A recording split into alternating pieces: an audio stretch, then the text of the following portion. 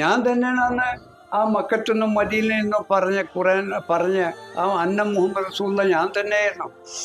ഈ പരമാത്മാവായ അള്ളാഹുവാണ് മുഹമ്മദിലൂടെയും യേശുവിലൂടെയും ബുദ്ധനിലൂടെയും മൊയ്യത്തിലൂടെയും അഹമ്മദ് കബീർ, അജ്മീർ കാജൽ, കൃഷ്ണനിലൂടെയും രാമനിലൂടെയും എല്ലാവരിലും, ഗുരു നാനാക്കിലൂടെയും, പിന്നെ രാമകൃഷ്ണ പരമഹംസത്തിലൂടെയും, വിവേകാനന്ദയിലൂടെയും, ശ്രീനാരായണ ഗുരുവിലൂടെയും എല്ലാവരിലൂടെയും ഈ ഏക പരമാത്മാവായ ഞാൻ തന്നെയാണ് നിലനിരുന്നത്. കൃഷ്ണൻ ഞാൻ തന്നെയാണ്, രാമനും ഞാനാണ്, മുഹമ്മദും യേശുവും എല്ലാവരും ഞാനാണ്, നിങ്ങളും തന്നെ ആണ്.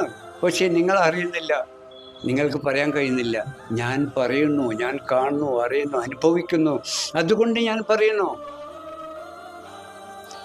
ആ പരമാത്മാവായ ഞാൻ ആണ് ആദ്യ ജ്യോതിയായി, അതായത് നൂറുള്ളയായി, ആകാശഭൂമികളുടെ പ്രകാശമായി, ആദ്യം വെളിവായി. ആ വെളിവ് അതാണ് മൂസാക്ക് കാണാൻ പറഞ്ഞത്. അതാണ് അള്ളാഹുവിൻ്റെ തിരുമുഖം എന്ന് പറഞ്ഞത്. അള്ളാഹുവിൻ്റെ തിരുമുഖം, ആ അള്ളാഹു നൂർസമായ ഒരു ആകാശഭൂമി പ്രകാശമായ അള്ളാഹുവിൻ്റെ തിരുമുഖമാണ് ഈ കാണിക്കുന്ന ലോകത്തിന്. ആരാ ലോകത്ത് ഇത് കാണിച്ചു? ഇങ്ങനെ നിങ്ങളതാ നോക്കിയ ആകാശത്തേക്ക് നോക്കിയാൽ കാണാം എൻ്റെ തിരുമുഖത്തെ. അതാണ് അള്ളാഹുവിൻ്റെ ഒളിവ്. അതാണ് നൂർസമാവത്തി വല്ലറിൽ ആകാശഭൂമി പ്രകാശമായ അള്ളാഹുവിന്. അനമ്മി നൂരില്ലാഹി, ഞാൻ അള്ളാഹുവിൻ്റെ നൂറാണ്. അന്ന് മുഹമ്മദ് പറഞ്ഞു, ഞാനും പറയും, ഞാനത് തന്നെയാണ്. നിങ്ങളിപ്പോൾ ഒരു മുർഷിദിൻ്റെ, ഷേഖിൻ്റെ, വലിൻ്റെ മുന്നിലല്ല ഇരിക്കുന്നത്, പ്രപഞ്ചനാഥൻ്റെ അള്ളാഹുവിൻ്റെ മുന്നിലായിരിക്കുന്നത്.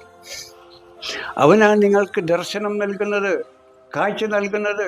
ഖുർആനിൽ പറഞ്ഞില്ലേ, അള്ളാഹു ഉദ്ദേശിക്കുന്നവരെ അവൻ തൻ്റെ പ്രകാശത്തിലേക്ക് മാർഗദർശനം നൽകുന്നു. മൂസക്ക് കാണിച്ചു കൊടുത്തപ്പോൾ മൂസക്ക് സ്വീകരിക്കാൻ കഴിഞ്ഞില്ല, നിങ്ങൾക്ക് ഇപ്പൊ കാണിച്ചു തന്നു. സ്വീകരിച്ചോ? ഓക്കെ. കണ്ടവനും കാണാത്തവനും ഒരുപോലെയാണ്. നിങ്ങൾക്ക് പറഞ്ഞു തരുന്ന മറ്റേ ഉറുദിൻ്റെ ആളുണ്ടല്ലോ, ഓനും കണ്ടിക്കണമല്ലോ. ഇപ്പൊ നിങ്ങൾ കാണിച്ചു കൊടുക്കേണ്ടി വരും, അങ്ങോട്ട് കാണിച്ചു കൊടുക്കേണ്ടി വരും. അല്ല, നിങ്ങൾ സൗകര്യം വെച്ച് ചോദിച്ചാൽ ആകാശഭൂമികൾ പ്രകാശമാണ് അള്ളാഹു എന്ന് പറഞ്ഞു. ഓൻ്റെ പേരെന്താ? ഓനോട് ചോദിച്ചാൽ നീ കണ്ടിക്കണോ, അല്ലെങ്കിൽ നിന്റെ ഗുരു കാണിച്ചു കണ്ടിക്കണോ ചോദിച്ചാൽ അപ്പം നിങ്ങൾക്ക് മുഴുവൻ റിസൾട്ട് കിട്ടും. അല്ല, മുഴുവൻ ഗുരുവിനെ നിങ്ങൾക്ക് മനസ്സിലായി. ഇതൊന്നും കാണിക്കാത്ത ഒരു പണ്ഡിതനാണ് ഗുരു എന്ന് പറഞ്ഞത്, മുർഷിദ് എന്ന് പറഞ്ഞത്. ഓക്കെ.